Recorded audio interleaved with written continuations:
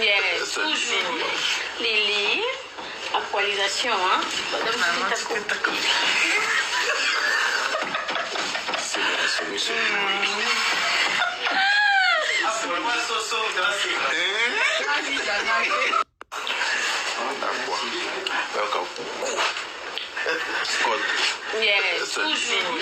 Lily, actualisation, hein? Yes, toujours. Lily, actualisation, hein?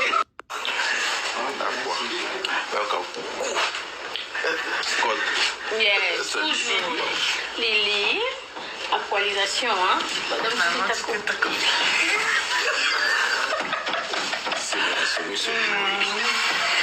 Et voilà, des retours. Salut la famille, salut à tout le monde. Balobi sali na bino nyoso o bolanda ka chaîne na biso ya famille Bota News TV balobi makambo chali. Balobi makambo zali famille Bota kaka nde na loba na bino.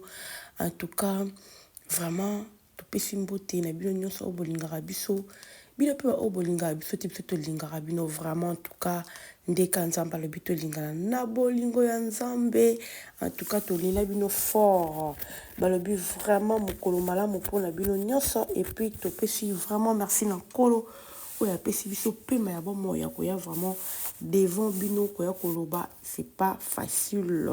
Et ce qui vraiment aux en a pema na bomo en tout cas il faut komisa nzambe yango to komisi nzambe na pema wa pesi biso en tout cas to pesi mbote na yemoko balobi Belvi Kandi la patronne Poutine de l'écriture la famille to moni film la tondenge zo kende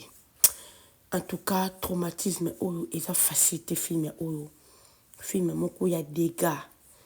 En tout cas, courage à Maman Étoile. Et tout le monde, Maman Étoile, ils ont facilité. Babi Maman Étoile dans ses œuvres. Oh là là là là. Film moko. Passe na baki moment où ton côté épisode de ton côté. Il a vraiment épisode moko. Il a la passe et cause la dure. J'espère que vous êtes moni. En tout cas, tout continue toujours à consommer le film. Il a chez Belvi TV. Il a vraiment chaîne moko. Ils ont payé ce bloc qui toko. Tout ça va conseil, tout ça va leçon. En tout cas, la famille continue toujours de consommer notre film traumatisme. Et puis de partager bande kolanga kandina lo baka sanka ezelo ko pamba poto betango parce que nous sommes nombreux. Famille bota to zaka ebela en tout cas so to tchemolende. Tobi vraiment to tcha molende to beta ba sanka to ko betango la famille. To tchaka molende to focus et ko sala bien. Ce qui te sali bon et ko se peut sa poutune et surtout toujours quoi avancer déjà un anniversaire na en tout cas soit te saluer plaisir côté wana ya ba 5 en tout cas et ko sala bien.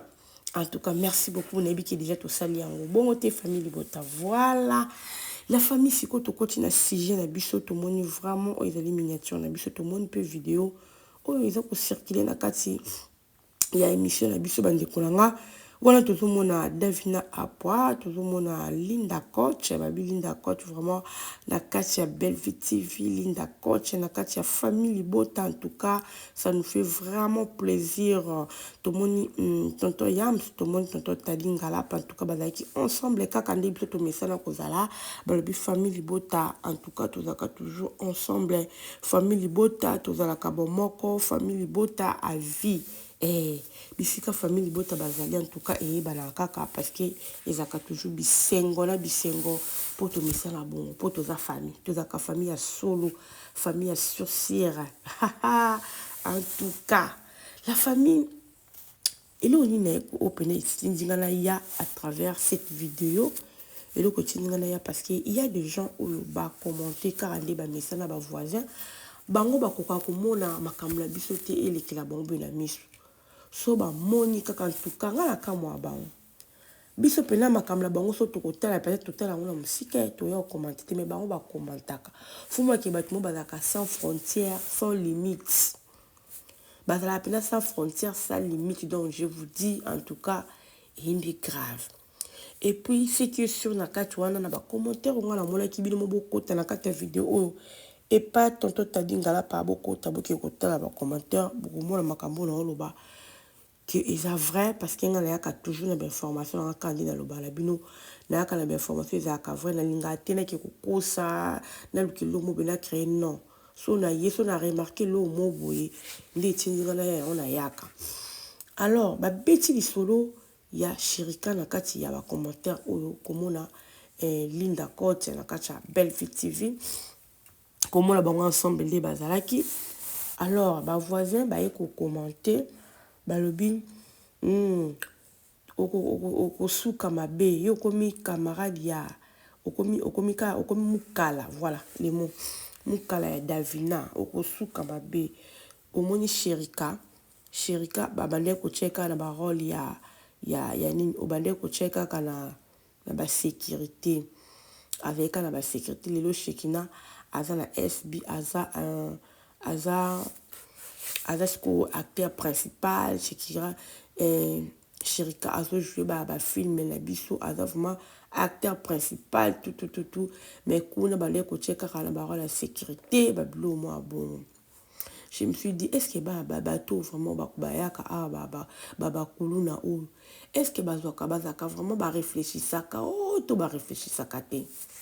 est-ce que ba réfléchissaka vraiment est-ce que Sherika na kata Belle-Vie TV a joué un rôle la sécurité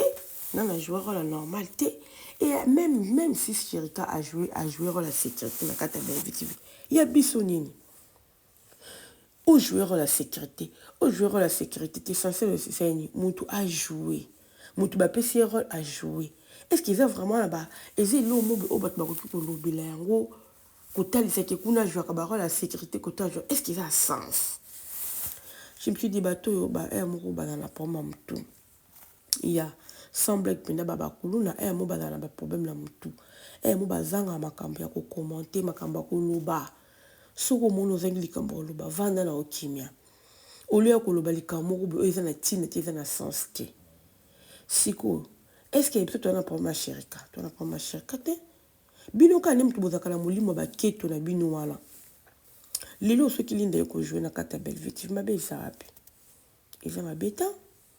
et mabeta ata ba pese ko torola à la principale tende salini et mabeta quand même ayo kutape bato bino tant Michou alongwaka na kati ya SB et pas dina na la douce na DDTV ayaki kuna boyambaka na maboko ofungwama non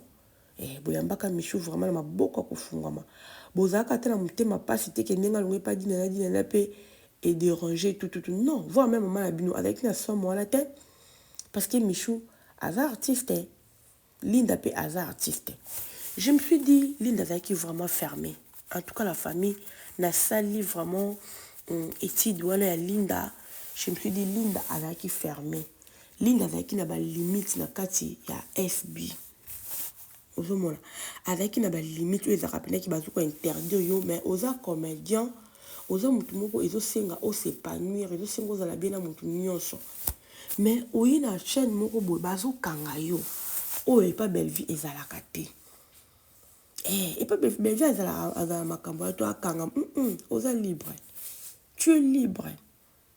ozomona parce que Linda azaki na ba interdiction bazaki vraiment na ba interdiction bon bela gastibi lelo nde tozo komona bango bazoko s'exprimer parce que ezaki lo mo bende ko manquer bango Linda azaki na posa azata nde bakanga mina Davina so talibi bakomika bango mibale et puis ce qui me retient chez Davina Davina a son moins Davina a poison son moi je vous dis la famille a terrible non Davina a faim Davina ça c'est quand vidéo na nini yabe akomi Linda Lili donc Linda de akomi Lili bandeko o ezali kambute ezali kambu somo babi somo pesi mbomba boui siko ba vidéo Davina zo sala tension je vous dis et pas ba voisin aux d'été bango ba batu moko balinga te muta s'épanouir so tali bien la plupart batu ne pas Belle-Vie ba s'épanouir kaka loboko malamu mutu azana loboko malamu mutu azana likaba bien tango asa likam na il faut batu ba se retrouver il faut batu ba s'épanouir so moni mutu pa na batu ba s'épanouir ate bazaka bongo kaka Football andele malam. Mais chez Belleville, tout le monde a. Bana babi ma pas Belleville, tout le monde. Bana ana le colo ya papé lombe. Papé lombe bana babi mi pa na etala. Ba sam sala Belleville pendenge moko. Bana ba na YouTube bazo mi pa na e. Ba sala ba travailler. Ba travailler bisika bazo kende bazana bazo kosala ba film bazo koma ba film. Eza bon onde za kana un bon maître. O aibi ko lakisa musala. O aibi ko pesa bana na musala. Ozo sentir que oui Belleville a pesi musala n'est pas bana na ye. Vraiment ti bazo kende tant on so tala ki ata kutu ba ko ignorant même muto so tala di o ya fruit ya Belleville. Les tout le monde ba misusu bazo ki ko lo ba ba même tema na bango conscience la famille ba bi conscience ba ko sa ngote. Au cause pas bisika moyo moto zolo ba na lo ba peut-être pour notre visibilité na ngambo na za plus visibilité na ngambo mais yo mo motema no yebi ki ngaso na za le lobo eza pour moi wana. Ba dette morale ebele eza pas bato ebele mo ba comédien no bazo bima bazolo ba mabe pour la Belleville. Bana ba dette morale baza ba koma traumatisé koloba o bazolo baka lobaka wana i kompo mo la ba o wala mususu na bazuma ba na traumatisé ba koma traumatisé. Yango epesa ba bilobela. Bola ma Belleville ganga kakati na bango. Siko ba mo la loba o salati.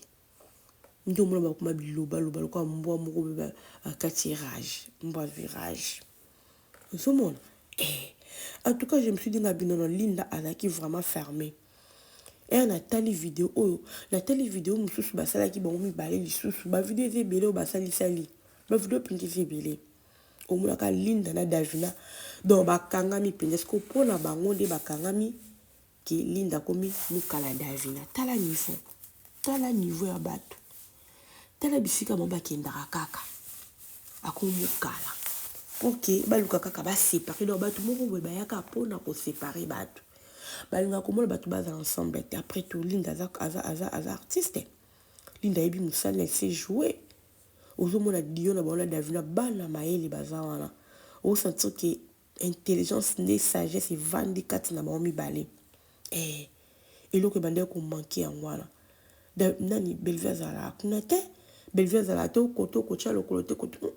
Belleville azala wana te mais façon ya ligne des homona na ki babande ko kanga ye babande ko utiliser ye bande ko utiliser ye c'est quoi donc se sentir vraiment que oui aza à l'aise akomi libre bande ko langa liberté est très important la vie liberté est très important on se dit que mutu aza libre na vie okozanga lo ata kolia mais ala libre na vie que oza kolia kozomela mais oza no na kimia te oza libre te ya nde mona balinda ba vivre eloko wana alors lelo ba se déchaîner na bango baza à l'aise en tout cas Linda vanda na biso toboya mutu toyamba toujours mutu toboya te so po ngo kendo ke na yo kaka yo Belleville TV et jusqu'à la Belleville TV échangeaka jamais pour la mutu mo quelconque et échangeaka te biso toujours na kata Belleville TV tozo koba tosa musala ba o bana pso travailler na biso ba ozala wana ba o baza pso travailler na biso to ba mulinki ba lembi ba kei kaka bino tout ça toujours tosa musala na kata Belleville TV azo pesa toujours makambo Linda avant de te belo mo appelle Linda nda sa ba bi okomate aibi okomate mo atamsu ndenga zo kota akoti na kata Belleville TV ndenga osaba film na kata Belleville TV mo ba ko apprendre comme peut kokoma c'est ça un artiste il faut afongwama oza bisika mote bazo kanga ko loka bébé moko non artiste aza mutu mofa kenda partout artiste aza mutu mofa za social artiste aza mutu mofa za bien na mutu nyonso ezati kaza na ba limite moko non en tout cas bravo à toi Linda na gasibi lelo besoin décision oyo ya kozala bino na liberté c'est bien pour votre travail et qu'il est toujours liboso talent na bino ezomonana ba o baba ki bo soki bo mona soki na bo mona ba film ebele bo jouer bozo déjà bo cartonner déjà et puis bo ça da combo donc bo ça toujours na combo na bino wala voilà en tout cas vraiment na yaki ka pona ko talisa bandeko ba commentaka boye bandeni ya ko commenter boye ba makamyo ya koloba Linda jamais koza mukala Davina ok voilà famille na tiki bino bo s'abonner bo partager bo like bye